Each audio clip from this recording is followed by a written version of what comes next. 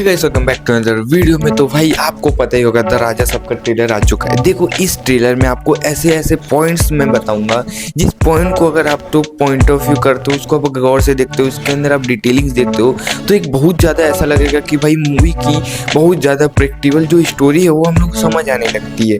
अब आपको बहुत ज़्यादा डिटेलिंग्स के जो शॉर्ट्स है उसको मैं बहुत देर से देखने लगा उनमें से बहुत सारे पॉइंट्स को मैं लेके आया हूँ, जिसमें आपको दिखाते जाऊँगा। ठीक है, स्क्रीन पे आपको आते भी जाएंगे और मैं आपको भाई बताते जाऊँगा। ठीक है, सबसे पहले बताऊँगा भाई द राजा साहब में जो भाई कुल मिला के होने वाला है, जो भी सीनेरियो होने वाला है, सारी चीज़ बता दूँगा। लेकिन उससे पहले लाइक एंड सब्सक्राइब कर देना, क्योंकि ऐसे नहीं अपडेट जो आपके लिए मोबाइल आता है। ठीक है, छोड़ो, सबसे पहले बात दूंगा संजय दत्त की। संजय दत्त में जो भाई ऐसे करके जो कम मतलब कि पैर जो ऊपर करके जो एकदम मतलब कि कुल मिला के ये बोल सकता हूँ कि कम एज के जब बंदा रहता है, जब कम 30 के आसपास रहता है, 25, तब का कुछ लुक रहता है संजय दत्त का। देखिए उस टाइप में अगर देखोगे तो कुछ अलग लगेगा। तो मेरे को ये जानना है कि उसकी पास्ट की स्टोरी क्या है संजय दत्त की, तो ये बहुत बड़ा इंपॉर्टेंट रहेगा भाई इस मूवी में। दूसरी बात देखो, सबसे चीज मैन कि सबसे ज़्यादा क्रिटिकल मतलब सबसे ज़्यादा लोग इसको मतलब पसंद नहीं कर रहे हैं। सबसे बड़ा रीज़न है इसके हॉरर सीक्वेंस जो है, जिसमें से एक है भाई जो वो मगरमच्छ वाला सीन जो आपको दिख रहा होगा, वो अब कैसे बनाया हो, इसके से कैसे लड़ाई कर रहे हो, ये वाला सीन मेरे को देखने लायक है। क्योंकि सबसे ज़्यादा खराब वही लग रहा है भाई, सबसे बोलूँ रियल नहीं लग रहा है वो, और सबसे खराब वीएफएक्स वही लग रहा है। मैं तो बोल रहा था कि इतना खराब बोल रहे थे वीएफएक्स के, अगर वो चला कर देते, पर मेरे को लगता है कि मेकर्स ने इसको जानबूझ के रखा है, क्योंकि भाई वो इंपॉर्टेंट पार्ट हो सकता है। ठीक है, नेक्स्ट कौन सा पॉइंट है? ठीक है, मेरे को लगता है जो दादी है भाई प्रभास की, जो सबसे ज़्यादा इंपॉर्टेंट है, वो भूलने की बीमारी है उनको भाई। जो भी सपने आते हैं वो वाले जो भी सीन है, जो संजय दत्त बार बार आता है, वही वाला कैरेक्टर है, वो वाली जो मेन पार्ट है। जैसे आपको पता है भाई बाहुबली में शिवगामी देवी, उन्होंने जो भाई एटीट्यूड के साथ जो एक्टिंग की थी, उस टाइप की अगर कुछ मतलब कि जिस सीरियसली अगर उसमें है या कॉमेडी है,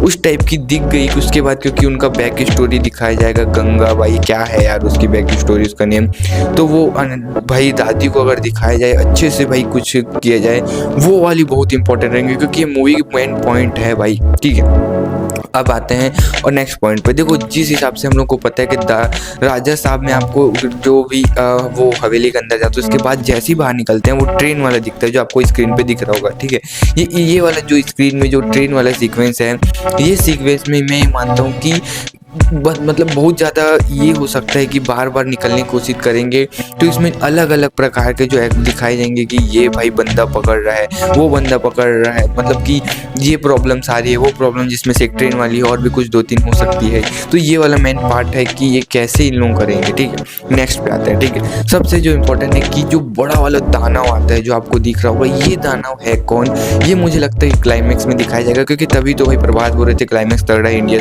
बेस्ट मूवी क्लाइमैक्स। भाई कैसे कैसे क्लाइमैक्स प्रभास की मूवीज में होते हैं, तो वो बंदा खुद बोल रहा है कि उससे भी अच्छे हैं, तो ये देखना इंपॉर्टेंट रहेगा। ठीक है, उसके बाद और भी बहुत सारे हैं एक्शन सीक्वेंस, वो भी, और उसके बाद हॉरर सीक्वेंस बहुत सारे हैं, लेकिन मैं ज़्यादातर इम्पोर्टेंट ये नहीं बोल सकता कि है, अभी बोलूँगा एक एक करके तो बहुत सारे हो जाएंगे। ठीक है, बट एक सीक्वेंस है जो मेरे को लगता है कि कुछ चेंजिंग मतलब कि मूवी चेंजिंग हो, जो अभी तक किसी ने नहीं बताया होगा। ठीक है, एक बंदा है इसमें जिसका नाम मेरे को याद नहीं आ रहा यार, भूल गया, जो बोलता है कि किसी के भी माइंड को पढ़ना है, तो उस टाइप का, जो मैं आपको स्क्रीन में दिखा रहा हूँ। ठीक है, ये भी बॉलीवुड के अच्छे खासे एक्टर हैं, जिसका नाम मैं भूल गया।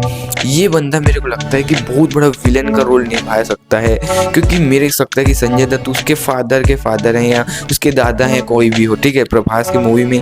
ठीक है, ये हैं। अब ये बताओ ये विलन क्यों ही बनेंगी ना, बताओ ना।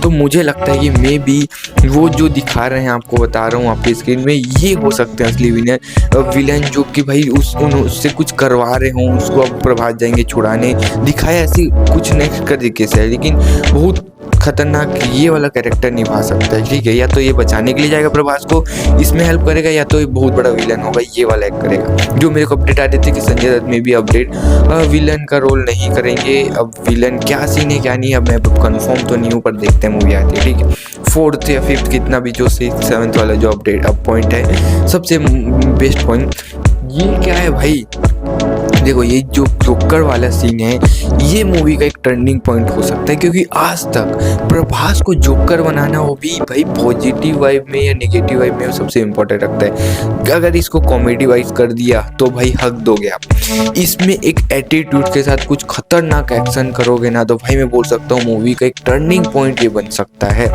तो ये वाला जो कैरेक्टर है जो इसमें जो एक्शन होगा या कुछ भी होगा ये बहुत ज़्यादा इंपॉर्टेंट रहेगा मूवी के लिए। और ये 110% बोल सकता हूँ मेकर्स ने तगड़ा बनाया, तभी यही वाला पॉइंट को लास्ट में रखा और कुछ नहीं दिखाया, ठीक है, ये बोल सकता हूँ। और बाकी भी बहुत सारे एक्शन सीक्वेंस है जिससे कि वो फोटो से निकलने वाला है, और भी बहुत सारे एक्शन सीक्वेंस है जिसको समझना थोड़ा सा ज़्यादा क्रिटिकल है। बाकी इस तरीके से जितने भी पॉइंट बताया है इसमें मेरे को ये समझ आ रहा है कि जिस तरीके से मेकर्स ने ट्रेलर में दिखाई ये स्टोरी इतनी ज़्यादा आसानी तरीके से नहीं समझ आई आपको। ये बहुत अलग अलग तरीके से भाई मैं बोल सकता हूँ क्रिटिकल है। जैसी आप मूवी देखोगे मुझे लगता है कि कुछ अलग दिखाएंगे मेकर्स, ऐसा नहीं कि जो देख लिए वो। ये स्टोरी जो हम लोग एकदम ईजी समझ रहे इतना ईजी नहीं है, बहुत ज़्यादा कन्फ्यूजन है। अब कई लोग इसको क्रिटिसाइज कर रहे हैं, मैं नहीं मानता भाई। मूवी देखो उसके बाद क्रिटिसाइज करो, उसके पहले क्रिटिसाइज करना चूतियागिरी है। बाकी आपको क्या लगता है मेरे को बताना, अगर मैंने मेन पॉइंट जो छोड़ दिया वो कमेंट बताना। बाकी थैंक यू फॉर वॉचिंग, मिलते हैं नेक्स्ट वीडियो में, बाय।